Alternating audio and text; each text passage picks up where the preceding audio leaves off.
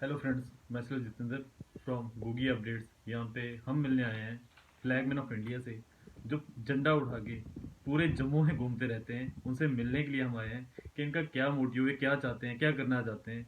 तो इनसे मिलने आए, जो प्रोफेशनली एक डॉक्टर हैं और इलेक्शंस में खड़े भी हुए हैं, पार्लियामेंट के इलेक्शंस में।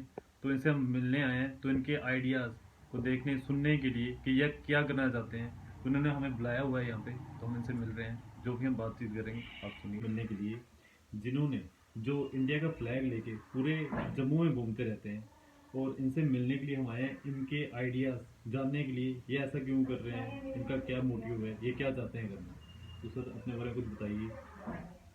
मेरा नाम डॉक्टर करण गुप्ता है।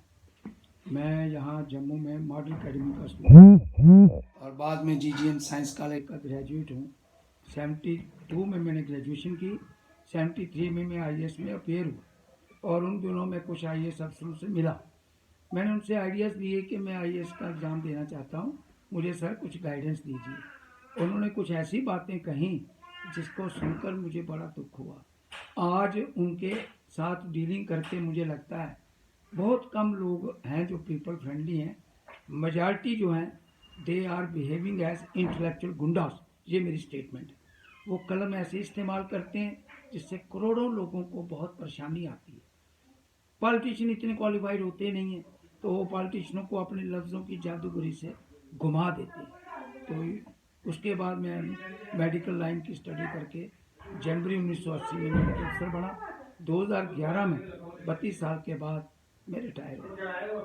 22 पोस्टों पर मैंने काम किया और मुझे इतना परेशान किया गया, मेरी 20 साल तो पे ही बंद रखी। एनी हाउ जिंदगी बीत गई। मेरे बड़े रिच अनुभव हैं। रिटायर होते ही मैंने फैसला कर लिया कि मैं पॉलिटिकल लाइन में आऊँगा। मैं जानता हूँ मुझे किसी ने टिकट नहीं देनी, मैंने किसी से मांगी नहीं। आज़ाद उम्मीदवार खड़ा हो गया 2014 में और 2019 तक मैंने ये कॉन्स्टिट्यूशन ऑफ इंडिया को इम्प्लीमेंट करते हुए 51A फंडामेंटल ड्यूटीज़ पर काम किया है। और उसमें जो ड्यूटी नहीं करते उन लोगों को फाइन किया। लोग खुशी से फाइन देते हैं। That's my constituency development fund. वो देखते हुए एक पॉलिटिकल पार्टी ने 2019 में मुझे अपना कैंडिडेट बनाया। 200 कनाल जगह मेरे डिस्पोजल पर रखी कि इसमें से इकनॉमी खड़ी करो ताकि पार्टी फंड तैयार हो। हमने चंदा नहीं मांगा, ना किसी को मांगने देना। और वो 200 कनाल जगह में हमारा बॉर्डर ऑफिस है। मेन ऑफिस सैनिक समाज पार्टी जम्मू का सैनिक कॉलोनी में है। मेरा घर ब्रांच ऑफिस है। मेरे president SS Jamwal, colonel SS Pathania हैं, उनका ऑफिस रियाड़ी में है और 105 मेंबर हैं। उन सब के घर हमारे ब्रांच ऑफिस है। इस तरीके से हम काम करते हैं। ये मैंने अपने बारे में इतना सा बताया।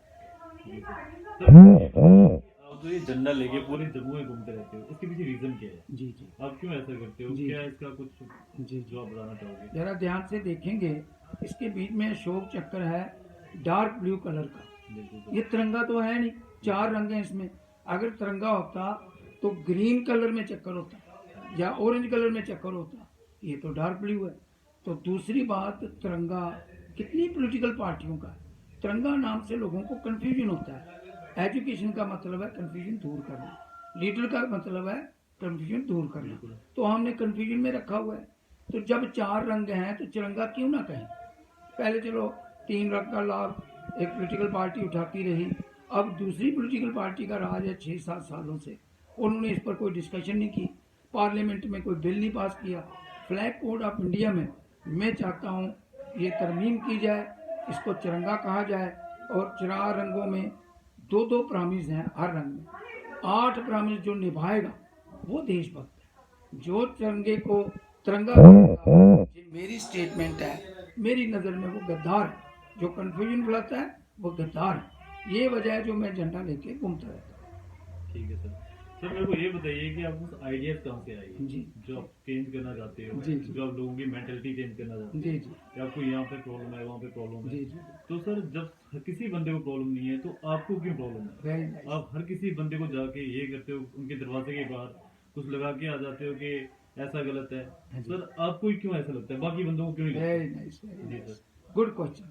मैं मॉडल अकेडमी का स्टूडेंट हूँ। मेरी क्लास में जो टीचर पढ़ाने आता था ना बचपन से, तीसरी चौथी पांचवी क्लासों में, तब हमें इतनी समझ नहीं थी, लेकिन वो बोर्ड पर लिखता था नॉलेज इज पावर, नीचे लिखता था no, only applied knowledge is power. ज्ञान ही बल है, नो, जो इस्तेमाल किया गया ज्ञान है वो ताकत है। तो हाउ टू अप्लाई, ज्ञान को, नॉलेज को अप्लाई कैसे करना है, उन्होंने हमारे अंदर एक जज्बा बांधी। तो मैं वो नॉलेज को अप्लाई करने की शौक रखता हूँ। उन्होंने उस वक्त बोला था वहाँ जरूर जाओ जहाँ पढ़े लिखे काम करते हैं, देखो ऑब्जर्व करो क्या करते हैं। तो फिर नॉलेज का वक्त था, उसमें चिट्ठी लिखो, हम लेटर लिखते थे। आज तो मोबाइल है, फेसबुक में मैं स्टेटमेंट देता हूँ, व्हाट्सएप में, तो आज तो बड़े जरिए हैं। तो मेरी आदत बन गई। वही स्कूल की बात आज भी मैं चलते हुए ऑब्जर्व करता हूँ, डिफरेंट ऑफिस में जाता हूँ, वहाँ जाके पूछता हूँ मैं एमपी कैंडिडेट हूँ, मैं आपका पता करने आया हूँ जनाब, कोई परेशानी तो नहीं। और वो अंदर से हंसते होंगे, कहते इसको क्या बताना, नहीं जी हम नहीं परेशान। तो फिर मैं काम निकालता हूँ, पहले नहीं काम बताता, फिर मैं काम निकालता हूँ जी जब आप परेशान नहीं हैं तो लोगों को क्यों परेशान किया है, हर महीने तनख्वाह लेती है, ये देखो अगर जेन्युइन काम है अभी करो, और वो लोगों के काम करो। ये फायदे हैं मुझे जो सिखाया गया, उसके फायदे हैं। कुछ मुश्किल नहीं, कुछ मुश्किल नहीं, नथिंग इज इम्पॉसिबल। बिल्कुल सर। तो अच्छा है वैसे जो भी आप सोच रहे हो। अब मेरे को ये बताइए आप कि आपको लगता है कोई आपको कॉपी करेगा, जैसे आप झंडा उठा के घूम रहे हो, ऐसे लगता है वो कि आपको भी कोई कॉपी करेगा, जी जी सामने आएगा, जी जी ओपनली बोलेगा कि हाँ जी मैं ये काम कर रहा हूँ, जी जी ये मेरे को सही नहीं लगता और ये सही है यहाँ पे। बिल्कुल बिल्कुल। मैं चाहता हूँ मेरी उम्र हो गई है, मुझे चाहिए कोई 25 30 40 साल का कोई आए सामने, इसको मेरे से संभाले। लेकिन ऐसा लगता नहीं है, लोगों को आसान तरीके चाहिए पैसा कमाने के। वो जो आसान तरीके हैं उसमें वो आइडेंटिफाई होना नहीं चाहते। लेकिन एक उम्मीद जागी, मेरा पोता 3 साल का है, वो झंडे को देख के बड़ा एक्साइट होता है, कहीं भी झंडा लगा है जय हिंद देखता है। हालांकि मेरा बेटा पसंद नहीं करता, लेकिन पोते से मुझे बड़ी उम्मीद है। अब ये दूसरी पोती है मेरी, ये अभी छोटी है, लेकिन हम उसको मोटिवेट कर रहे हैं। तो ऐसे शहर में बहुत से बच्चे हैं, तो अपने माँ बाप को पूछते हैं, वो प्राइम मिनिस्टर अंकल नहीं मिले, झंडा उठा के चलता है ना, बच्चों के दिमाग से निकलता है वो, मुझे आशीर्वाद, मुझे उम्मीद है, उम्मीद है जल्दी कोई आएगा। जैसे पूरे जम्मू में ये इस नाम से फेमस है कि flag man of India, right. तो इस वजह से इस नाम से ये फेमस है। तो इनसे बातें भी की, इनसे इनके आइडियाज जो इन्होंने अपने शेयर भी किए, तो इनसे यही लगता है कि ये कुछ चाहते हैं, कुछ चेंज ले आना चाहते हैं, जो ये चाहते हैं। हाँ बट मैं इनसे एक सवाल पूछता हूँ कि अगर ये डेवलपमेंट ये कैसे ले आएंगे, इनके पास क्या पावर होनी चाहिए, जी ये किस तरह से लेके आएंगे? जी ठीक है जी। इसमें मैं आपको एक याद दिलाऊं, जी जी हम मानते हैं हमारे अंदर जो आत्मा है, परमात्मा और आत्मा का लिंक, पावर हमारे अंदर है, कोई पावर नहीं देता, कोई कुछ नहीं देता। God helps those who help themselves. ये चीज अंदर से जाग जाती है जब हम काम करते हैं ना। वर्क इज वर्शिप, काम बहुत कीमती चीज। मैं कुछ ना कुछ करता रहता हूँ। आज भी मैं 2 लिफाफे मिट्टी के भर के लाया, किसी के घर के आगे ढेर लगा था मिट्टी का, वो कहते हैं जी कोई उठाता नहीं है, म्यूनसिपलिटी काम नहीं करती। मैंने कहा अगर आपको नहीं चाहिए मैं ले जाऊँ, तो रोज मैं 2 लिफाफे ले आता हूँ, 4 5 किलो, उनको मैं डालूंगा अपने लैंड में, जहाँ नीवी जगह भर जाएगी, वहां से गंदगी हट गई और मेरे को जगह मैं लैंड में। बट सर यहाँ पे काफी जगह है जहाँ पे खड्डे हैं, जी, जी। जहाँ पे काम नहीं हो रहा पूरी तरीके से। तो सर हर जगह आप जाके पहुंच के काम कर दोगे क्या? बिल्कुल। पॉसिबल नहीं है, बट बिल्कुल आपने नहीं। ऐसी एक गवर्नमेंट बनानी है जो काम करे। नहीं मुझे हर जगह जाना नहीं सर, जी, मुझे एक ही जगह पर कुछ कहना है, जी सर, पूरा डिपार्टमेंट चकन्ना हो जाता है। जी सर, मेरे हाथ में खुरपा होता है, जी सुबह सर, शाम जी सर। मैं उन पार्कों में जाता हूँ जहाँ माली नहीं जाता, बिल्कुल सर, थोड़ा सा मैं खुरपा चलाता हूँ, फिर फ्लोरिकल्चर डायरेक्टर को मैं नोटिस देता हूँ जी सर, कि पार्क नंबर 37 जी। और पार्क नंबर 73, 37 है गांधीनगर वार्ड नंबर 21 में, और 73 है वार्ड नंबर 22 शास्त्री नगर, वहाँ कभी कोई माली नहीं आया। तो मुझे क्यों ना उनकी पे काट के डोनेट की जाए जब उन्होंने काम ही नहीं करना। तो ये मैसेज पूरे गवर्नमेंट में जाता है। बिजली पानी पॉलिटिक्स की तरह इस्तेमाल हो रहा है, जबकि ये एसेंशियल सर्विस है, आर्मी की तरह है।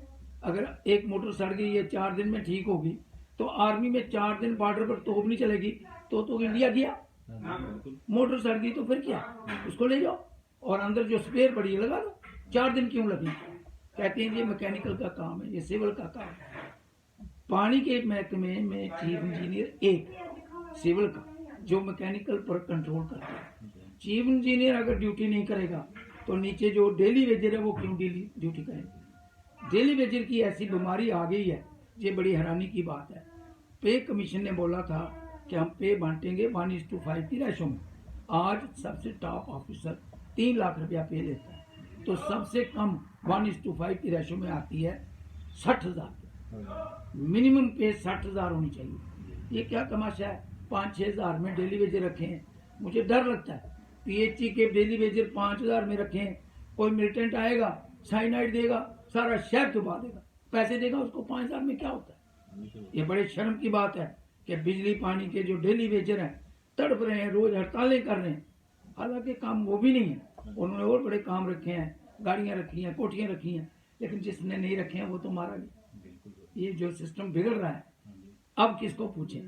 मुगल थे, इल्जाम दिया, अंग्रेज थे, इल्जाम दिया, अब अपने ही लूट रहे हैं, इनको कहाँ भगाएं?